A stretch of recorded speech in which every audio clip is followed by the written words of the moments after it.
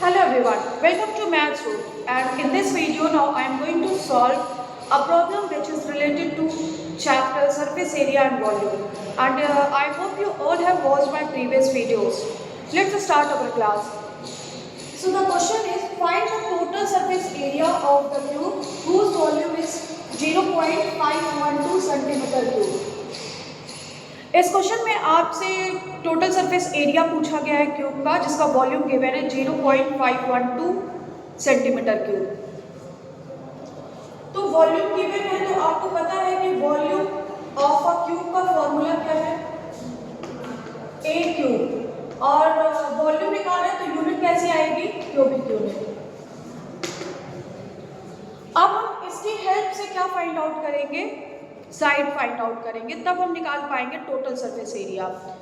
तो volume of a cube given है 0.512 centimetre cube is equals to a cube. ये जो पावर में क्यूब है वो इधर आके क्यूब रूट बन जाएगा, तो क्यूब रूट ऑफ 512 अपॉन 1000। इस 0.512 जो डेसिमल में था उसको हम फ्रैक्शन में कन्वर्ट कर दिए हैं। अब यहाँ पे बच क्या गया, ए, क्योंकि क्यूब जो है वो इधर ट्रांसपोज हुआ तो वो क्यूब रूट में कन्वर्ट हो गया। अब हम क्यूब रूट निकाल लेते हैं 512 का। फैक्टराइजेशन मेथड से निकालते हैं। 2 2 जा 4 एंड 2 5 जा 10 एंड 2 6 जा 12।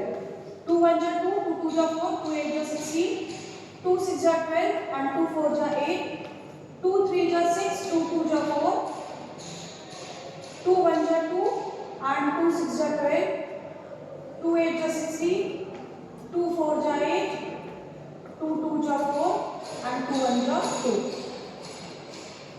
तो यहाँ पे हम लिख लेंगे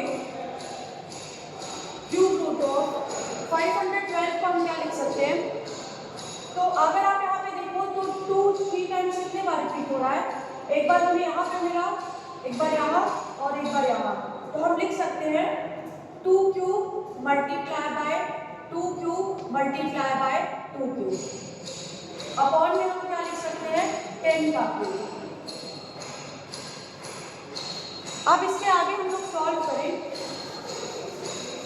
1000 को तो पता ही है कि वो 10 का क्यूब होता है 1000, और 1000 का क्यूब रूट हो जाएगा 10। तो जैसा हम लोग स्क्वायर रूट में पढ़े थे कि जब हमें पेयर में नंबर मिलता है तो वो स्क्वायर रूट से बाहर आ जाता है। यहाँ पे हम क्यूब रूट की बात कर रहे हैं, तो जब कोई नंबर हमें 3 टाइम्स मिलेगा तो वो क्यूब रूट से बाहर आ सकता है। तो 2 जो है वो 3 टाइम्स मिलेगा तो एक बार क्यूब रूट से बाहर आ जाएगा, सेकेंड टाइम भी 2 क्यूब में है एंड थर्ड टाइम भी 2 क्यूब में है, अपॉन 10 का क्यूब हो जाएगा, बाहर निकल आएगा 3 क्यूब रूट में है। 2 2 जा 4, 2 जा 8 अपॉन 10। इसको हम लिख देंगे 0.8 सेंटीमीटर। और सेंटीमीटर क्यूब जो है वो भी अगर क्यूब रूट के अंदर आएगा तो 3 टाइम्स है, तो एक बार वो भी बाहर आ जाएगा, तो आंसर हो जाएगा 0.8 सेंटीमीटर। ये जो आया है वो आया है side.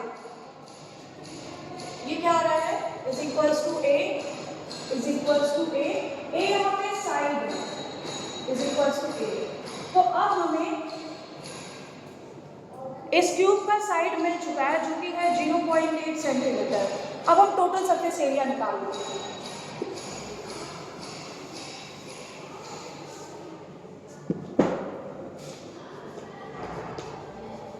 Total surface area of a cube is equals to 6a square, और एरिया है तो यूनिट जो होगी वो स्क्वायर में आएगी।